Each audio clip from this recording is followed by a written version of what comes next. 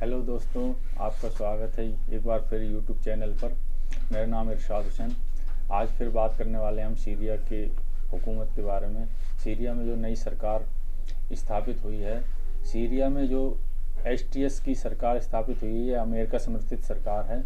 जिसका सीरियाई एसटीएस विरोधी गुटों ने और अमेरिका समर्थित जो गठबंधन है और अमेरिका के जो शत्रु देश हैं उनकी तरफ से विरोध देखने को मिला है। और सीरियाई एसटीएस और अमेरिका दोनों के खिलाफ जो है अमेरिकी दुश्मन देशों ने आईएसआईएस जैसे संगठनों को हवा देना शुरू कर दी एक बार फिर, और सीरिया में गृह युद्ध फैलाने की तैयारी कर रहे हैं ये देश, जो कि अमेरिका को पसंद नहीं करते मिडिल ईस्ट में।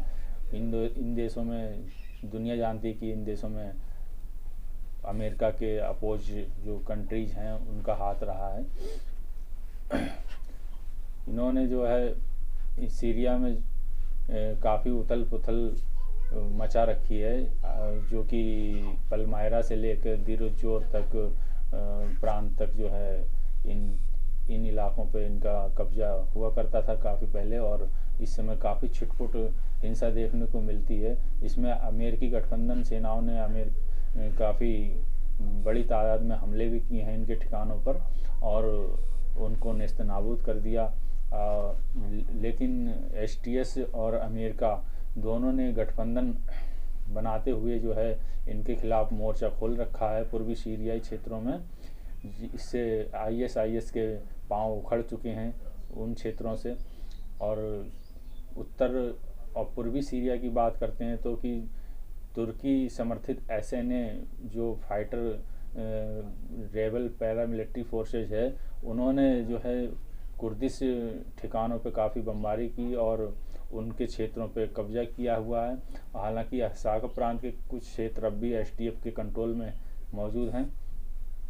अगर पश्चिमी सीरिया की बात करते हैं तो लताकिया, जहां कि 50% तक अलवाइद समुदाय जो कि असद समर्थक माने जाते थे वो मौजूद हैं, वहाँ पे निवास करते हैं। और लताकिया प्रांत की बात करें तो कि लताकिया प्रांत में 45% तक अलवाइद समुदाय मौजूद हैं, और वहाँ पे सुन्नी परसेंटेज भी 45% ही रहा है। 10% अन्य धर्म के लोग रहते हैं, जिसमें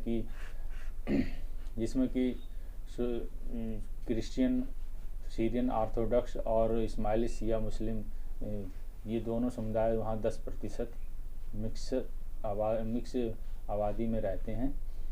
और अन्य प्रांतों में होम्स और एलेप्पो, अल रक्का ऐसे प्रांतों की बात की जाए तो एसटीएस जो अमेरिका समर्थित ग्रुप है जिसकी सरकार बनी है सीरिया में, इसका पूर्ण रूप से कंट्रोल है इन इलाकों पर।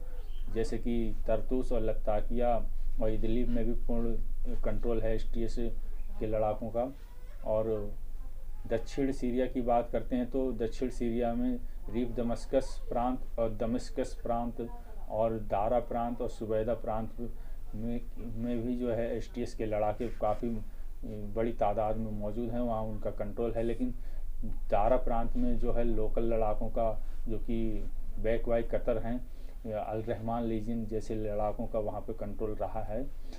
अगर कुनिंतिरा और गोलान हाइट्स की बात करें तो गोलान हाइट्स में पहले से ही इजराइल का कब्जा रहा है, मौजूद रहा है काफ़ी लंबे समय से।